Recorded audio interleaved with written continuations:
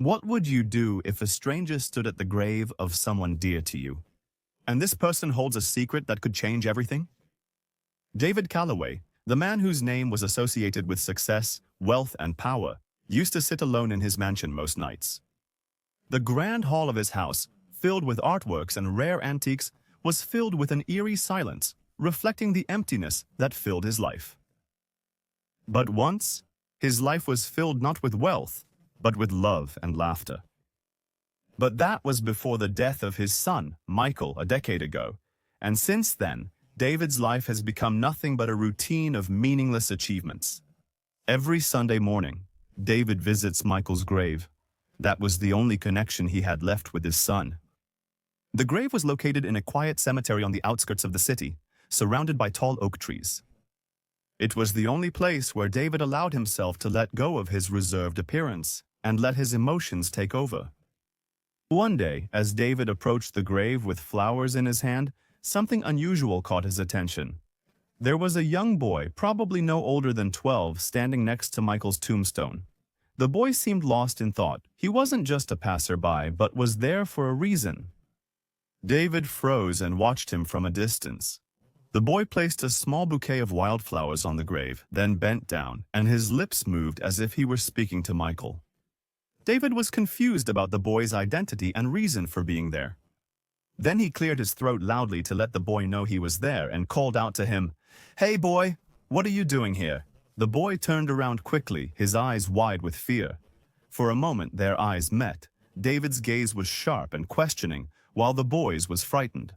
Without answering, the boy took off, his small legs carrying him swiftly across the cemetery. David shouted, "Wait! Stop!" He dropped the flowers and ran after him, but the boy was fast and disappeared into the thick forest surrounding the cemetery. David stood at the edge of the trees, breathing heavily and his heart pounding, not just from the chase, but from the questions swirling in his mind, questions with no answers. That night, David couldn't sleep. The image of the boy standing by Michael's grave haunted him. There was something familiar about the way the boy acted, something that touched the edges of David's memory. He couldn't shake off this feeling, so he decided to find answers to what was occupying his mind. Why was this boy visiting Michael's grave? And what was his connection to his late son? The next morning, David called his private investigator, a man named Greg, who had solved countless mysteries for him over the years. He told him in a sharp, determined tone, "I need you to find someone for me. He's a boy about 12 years old, a thin kid with dark hair, who was at my son's grave yesterday." Greg raised his eyebrow but nodded and said, "Consider it done. Do you have any idea where he went?" David shook his head. "He ran into the woods. I need to know who he is, where he lives, and why he was there." For days, Greg worked tirelessly, using every resource available to him. Meanwhile, David found himself lost in thought about the boy. His mind, which was usually focused on business deals and investments, now wandered endlessly. Back to that brief encounter at the cemetery. 5 days later, Greg came back with answers and told him, "His name is Ethan," and handed David a file, then continued, "He lives with his mother, Sarah, in a small town about 40 minutes from here. They moved there a few years ago, and Ethan visits the cemetery once or twice a month, always alone." David's hands trembled as he opened the file. Inside, there were pictures of Ethan and Sarah. He held his breath when he saw the boy's face up close. It was like looking at a younger version of Michael. And Sarah, there was something about her too. Her eyes carried a sadness that echoed inside him. David asked, "Why does this boy visit my son's grave?" Greg shrugged his shoulders and said, "I can't know, but if you want to find out, you should talk to them directly." The next morning, David drove his car to Sarah and Ethan's house. It was a modest home on a quiet street, a far cry from the luxury David was used to. When David parked his sleek black car in front of the house, he knocked on the door, his heart pounding in his chest. After a few moments, Sarah opened the door, looking at him with a mixture of surprise and exhaustion on her face. Then she asked him, "Can I help you?" David hesitated, then said, "I'm David Calloway.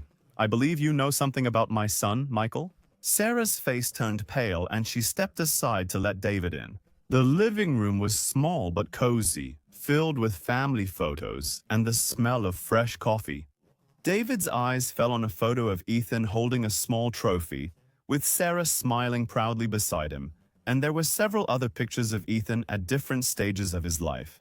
He asked her directly, "Why was your son visiting my son's grave? I need to know." Sarah took a deep breath, her hands trembling as she motioned for him to sit down. "Please, Mr. Calloway, have a seat. There's something I need to tell you. There's a reason Ethan visited Michael's grave, and it's a reason you deserve to know." David leaned forward, his hands tightly clasped, and said to her, "Tell me." David's heart was pounding. As he waited for Sarah to speak, the living room seemed to close in around him, the weight of his swirling questions suffocating his spirit. He had come here to find out why Ethan, the boy he had never met, was visiting Michael's grave, but he felt that the answer would change everything. Finally, Sarah broke the silence and told him that Ethan was Michael's son. David froze, the words echoing in his mind like thunder. Michael's son. It didn't seem possible. His voice trembled as he asked, "What do you mean? Michael never told me he had a child." Sarah nodded and said through her tears, "He didn't know. I myself didn't know I was pregnant, not until after he was gone." David leaned back in his seat, his mind racing. Memories of Michael flooded him, their disagreements and the distance that had grown between them before his death. Did he fail as a father so much that Michael felt he couldn't share something this huge? Sarah continued, her voice full of emotion. "Michael and I were together for a short time. He was kind and loving. He was my whole world at that stage of my life. But he always felt like he wasn't enough for you." David exclaimed, "That's not true." Then he whispered, I loved him so much." Sarah replied, "But you didn't show it in the way he needed. And when he left, I was left alone, trying to figure out how to raise Ethan. I didn't want anything from you. I didn't think you would believe me if I came forward. So I didn't try to tell you." David buried his face in his hands. He spent years building an empire, convincing himself that his wealth and power could fill the void left by Michael's death. But now he realized that all his money, all his success, could not bring back the lost moments with his son, or the connection he now had with a grandson he never knew existed. David asked to meet Ethan, and Sarah reluctantly agreed. When the boy came home from school that afternoon, he was surprised to find David sitting in the living room. Ethan's dark eyes, so much like Michael's, widened, and then he quietly said, "You're the man who was at the cemetery?" David nodded and replied in a steady but gentle voice, "And you're the boy who visits my son's grave." "Ethan, do you know who I am?" Ethan hesitated, then looked at his mother. Sarah nodded reassuringly, so Ethan answered, "You're my grandfather." David was stunned by the words, overwhelmed with emotion. After composing himself, he said, "Yes, I am, and I'm sorry it took me so long to find you." Ethan examined him carefully and asked, "Why didn't you come to visit us before?" David swallowed hard and said, "I didn't know you existed. If I had known, things would have been different." During the next few days, David visited Sarah and Ethan regularly. He brought gifts, books, and toys, and even bought a shiny new bicycle for Ethan. He took him out for walks and to buy some supplies. But every time he tried to offer money or other forms of financial help, Sarah refused. She would tell him, "We don't need your money. What Ethan needs is a family, not charity." David didn't know how to respond. For the first time in his life, David felt that his wealth was a burden, not a blessing. He wanted to help and make up for all the years he had missed. But Sarah and Ethan seemed determined to live simply without his wealth. However, David was not ready to give up. One evening, David brought a set of blueprints to their house and explained to them, saying, "This is my mansion. It's far too big for me alone. I want you both to come and live with me there." Sarah immediately shook her head and said, "David, we're happy where we are. Moving into your world will only complicate things." David said, "But you don't understand. I've been alone for a long time. I have everything a person could want except for a family. Please, let me do this for both of you." Ethan said, "Grandpa, I don't need a palace or fancy things.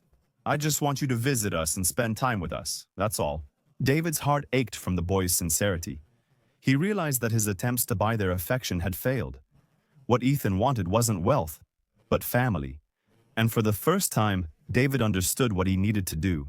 David decided to take a different approach. So instead of trying to bring Sarah and Ethan into his world, he immersed himself in theirs. He helped them fix up their small house, painted the walls, and repaired the leaks with his own hands. He joined Ethan in school projects and learned about his hobbies. He spent evenings talking to Sarah, learning about the struggles she faced as a single mother. And one day, as they were sitting together in the backyard, Ethan said, "Grandpa, do you miss Michael?" David nodded, his eyes shining with tears. "Every day. But being here with you and your mother makes me feel like a part of him is still with me." Ethan smiled and said, "Maybe that's why God brought us together." And after a few months, David announced that he was going to make a big change. He said he would sell his mansion and donate most of his wealth to charity. He realized that he didn't need all of that anymore. Having Sarah and Ethan was enough for him.